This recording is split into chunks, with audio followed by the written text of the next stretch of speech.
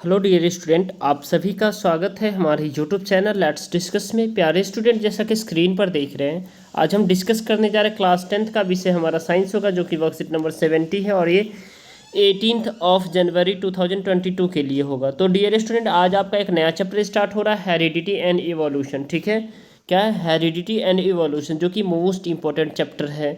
ठीक है, तो चलिए, जैसा कि हम जानते हैं कि प्रीवियस क्लास में हमने जो है ना, प्रीवियस जो हमारा वर्कशीट था उसमें हमने पढ़ा था डीएनए, जो कि फ्यू वायरसेज है, accept in few viruses the molecules that in transfer from parents two of spring, यानी पेरेंट्स से जो बच्चों में ट्रांसफर होता है। This process of the passing of trait characteristic is called heredity. और ये जो ट्रेट का जो पेरेंट्स से जो अपने ऑफ स्प्रिंग में पास होता है उसे हम हेरिडिटी कहते हैं। उसको क्या कहते हैं? हेरिडिटी। और ये DNA along with the some protein is present in nucleus of eukaryotic cell.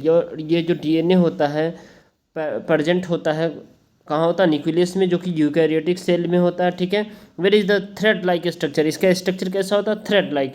They play a vital role in cell division. और सबसे बड़ा रोल करता है, डिवीजन करता है, सेल डिवीजन का काम करता है डीएनए। ठीक है, और ये हेरिडिटी होता है, इसके कारण वेरिएशन होता है, म्यूटेशन होता है, रिपेयर एंड द रीजनरेशन होता है। डीएनए डीऑक्सी राइबोन्यूक्लिक एसिड होता है, इसका फुल फॉर्म आपको याद रखना है। डीएनए और आरएनए का भी आप रख सकते हैं, रेऑक्सी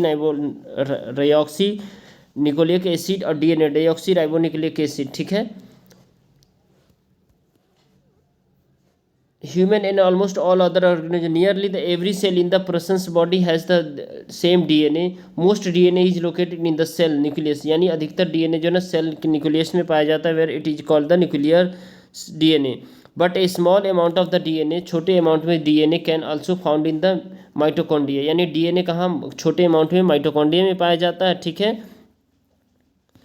और मोस्ट डीएनए कहाँ पाया जाता है? सेल न्यूक्लियस में। ठीक है, आपको याद रखना। तो अधिकतर डीएनए कहाँ पाया जाता है? सेल न्यूक्लियस में, और ज़्यादातर और कम मात्रा में माइटोकॉन्ड्रिया में पाया जाता है, जो कि ए ट्रेट एलीली होता है। ठीक है, is specific characteristic of organism, जो सबसे खास कैरेक्टरिस्टिक्स होते हैं किसी भी ऑर्गेनिज्म के, जो डिटरमाइन करता है जीन और उसके एनवायरनमेंट के ऊपर, और more commonly by the interaction between the them, और वो एनवायरनमेंट में किस तरह से इंटरेक्ट करता है उस पर डिपेंड करता है। A gene is a stretch of DNA present of chromosome which act is the physical and the functional unit of heredity.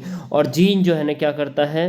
Present होता है क्रोमोसोम में, जो कि एक फंक्शनल यूनिट ऑफ हेरिडिटी होता है। ठीक है, फिजिकल और फंक्शनल यूनिट है। ठीक है, और these genes contain instructions of from formations of different molecules for a cell.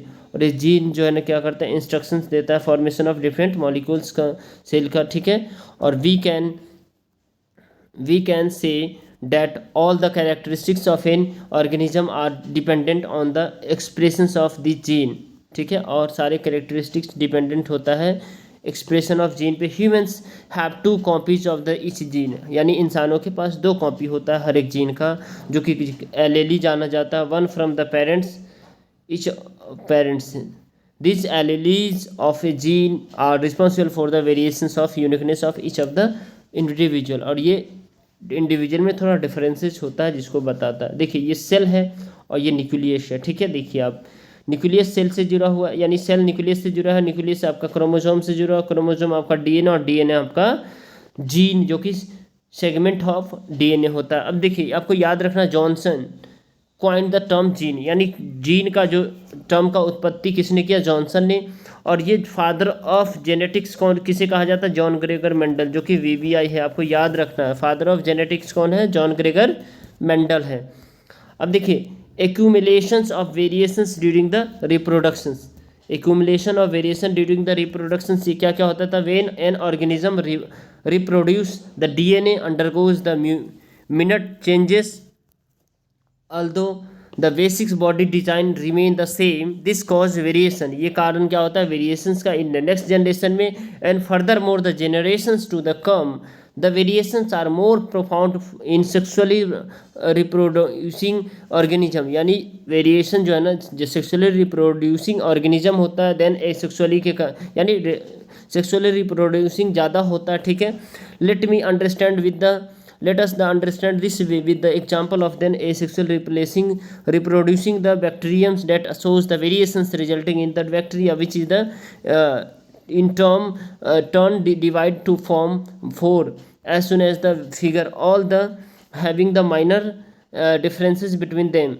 Would all of them variations have the equal chances of survival, or no one of the if the temperature of an geographical area increase then the heat stables bacteria would survive, and इसका मतलब होता है beneficial variation survive generally. तो देखिए सबसे पहले एक हुआ, एक का दो हुआ, दो का दिए दो दो, तो इसमें थोड़ा सा यहाँ वेरिएशन देखने को मिला. ठीक है, अब देखिए creation of variation of the inaccuracy of the DNA कॉपिंग. ठीक है, अब इसमें कुछ प्रश्न हैं, वो काफ़ी इजी है, ये 4 प्रश्न है. चलिए इस सभी का एक एक करके आंसर देखते हैं. लगता है ये वीडियो हेल्पफुल है तो इसे लाइक शेयर सब्सक्राइब करना ना भूलें, चैनल पे नए हैं तो. ठीक है, चलिए अब यहाँ देख पा रहे हैं what is the cause when the DNA कॉपिंग process inaccurate. क्या कारण होगा जब इनएक्यूरेट डीएनए प्रोसेस होगा. तो inaccurate कॉपिंग can cause the variation. इससे क्या होगा, वेरिएशन होगा और स्पेसिएशन होगा, लेथिएबिलिटी होगा, सेक्सुअल इनकम्पैटिबिलिटी होगा, इनफेरिटिलिटी होगा और इंक्रीज फर्टिलिटी होगा, और फर्टिलिटी बढ़ जाएगा. और साथ साथ में इसके पॉजिटिव वाइब्स भी आते हैं जो कि inaccurate कॉपिंग can also cause the positive effect by certain mutations that help better surviving और रिप्रोड्यूसिंग प्रोगनीज. ठीक है, अब नेक्स्ट है which type of reproduction would result in the more variation, sexual और एसेक्सुअल. तो इसमें सेक्सुअल वेरिएशन ज़्यादा होता है. ठीक है, क्यों होता है ये भी मैं बता दूं. क्यों होता है, क्योंकि error of copying DNA which are not highly significant होता है. Random segregations of parents and the maternal chromosome at their time of gametes formation. और उसके बाद exchange of genetic between the homologous chromosomes during the formation of gametes.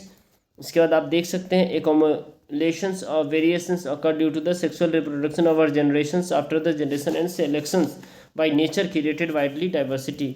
इसके बाद आप देख सकते हैं डिफाइन हेरिडिटी जीन और वेरिएशन. हेरिडिटी जीन और वेरिएशन को डिफाइन करना है.